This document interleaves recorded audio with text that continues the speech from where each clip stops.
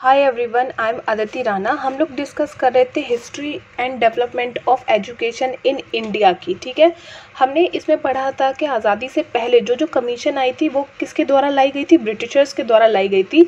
लेकिन आज़ादी के बाद जो डेवलपमेंट हुआ है भारत में एजुकेशन का, वो किन लोगों ने किया है? भारतीय लोगों ने कहा रहा है।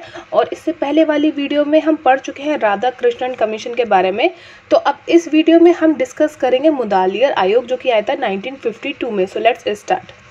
बात करते हैं सेकेंडरी एजुकेशन कमीशन यानी कि माध्यमिक शिक्षा आयोग जो कि आया था 1952 में। इसके जो चेयरपर्सन थे वो कौन थे? वो थे लक्ष्मण स्वामी मुदालियर, इसलिए इसे मुदालियर आयोग यानी कि मुदालियर कमीशन के नाम से भी जाना जाता है। पूछा जाता है ये कौन से सन में आया था? तो ये आया था 1952 में। ठीक है, तो क्वेश्चन पूछा जाएगा कि 1952 में कौन सा कमीशन आया, तो आप बता सकते हो मुदालियर आयोग। और अगर ये पूछा जाए कि इसका अन्य नाम क्या है, तो इसका अन्य नाम है माध्यमिक शिक्षा आयोग यानी कि सेकेंडरी एजुकेशन कमीशन।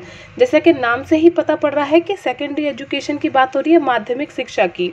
तो बेसिकली अगर कभी क्वेश्चन पूछा जाए कि ये किससे संबंधित है, तो ये संबंधित है सेकेंडरी एजुकेशन से।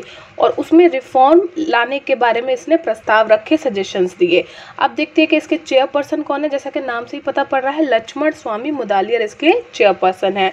फिर पूछा जा सकता है कि कौन से साल में कमीशन आया या किस डेट को आया, तो 6 अक्टूबर 1952 में मुदालियर आयोग आया था। ठीक है, और इसने अपनी रिपोर्ट कब सबमिट करी थी? इसने अपनी रिपोर्ट सबमिट करी थी 1 साल बाद यानी कि 1953 में।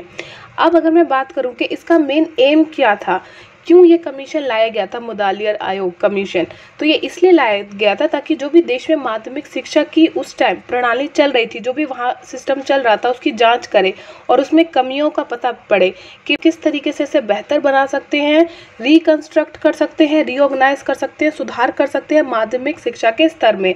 उससे रिलेटेड जो सजेशन है उसी को बताने के लिए इस आयोग की नियुक्ति करी गई थी। ठीक है, नेक्स्ट बात करते हैं मुदालियर कमीशन ने कितने टाइप्स की टीचर ट्रेनिंग इंस्टीट्यूट्स बनाने का प्रस्ताव दिया। जो मुदालियर आयोग आया था इसने बात करी कि टीचर्स जो है उन्हें प्रॉपर तरीके से ट्रेन भी करना चाहिए। तो इन्होंने बात करी कि 2 तरीके से टीचर्स को ट्रेन करना चाहिए। एक तो प्राइमरी टीचर ट्रेनिंग इंस्टीट्यूशन होना चाहिए और एक होना चाहिए सेकेंडरी टीचर ट्रेनिंग इंस्टीट्यूशंस। ठीक है, यानी कि प्राइमरी के बच्चों को कैसे डील करना है, छोटे बच्चों को डील करने का तरीका और बड़े बच्चों को डील करने का तरीका अलग है, इसलिए जो टीचर्स की ट्रेनिंग होगी वो भी अलग अलग होगी। ओके, तो इन्होंने 2 टाइप्स बताए, टीचर ट्रेनिंग इंस्टीट्यूट्स या टीचर ट्रेनिंग प्रोग्राम्स के।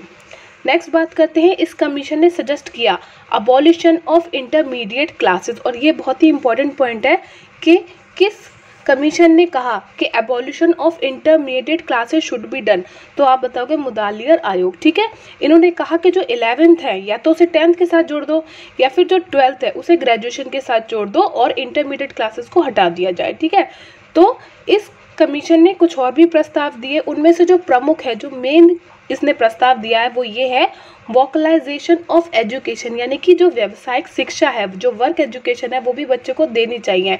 हर बच्चा आगे चल के पढ़ाई करे, नौकरी करे, ये ज़रूरी नहीं है। कई लोग हो सकता है बिजनेस डाल ले, है ना, आगे चल के कंडीशन क्या हो, इसलिए बच्चे को स्टार्टिंग से ही वोकलाइजेशन एजुकेशन देनी चाहिए, वर्क एजुकेशन देनी चाहिए, व्यावसायिक शिक्षा। ठीक है, तो इस कमीशन ने पूर्ण समर्थन दिया और सुझाव दिया कि स्कूलों में बच्चों को स्टार्टिंग में ही क्या करना चाहिए, वर्क एजुकेशन, व्यावसायिक शिक्षा के बारे में ज्ञान धीरे दिया जाना चाहिए ताकि बचपन से ही उनमें स्किल्स डेवलप करी जा सके। ठीक है, बिजनेस रिलेटेड स्किल्स डेवलप की जा सके। इस पर उस समय ज़्यादा काम नहीं हो पाया था, लेकिन जो प्रस्ताव है कि वर्क एजुकेशन देनी चाहिए, व्यावसायिक शिक्षा, वोकलाइजेशन ऑफ एजुकेशन होना चाहिए, ये प्रस्ताव किसने रखा? मुदालियर आयोग ने। इस वीडियो में इतना ही, अंत तक देखने के लिए शुक्रिया।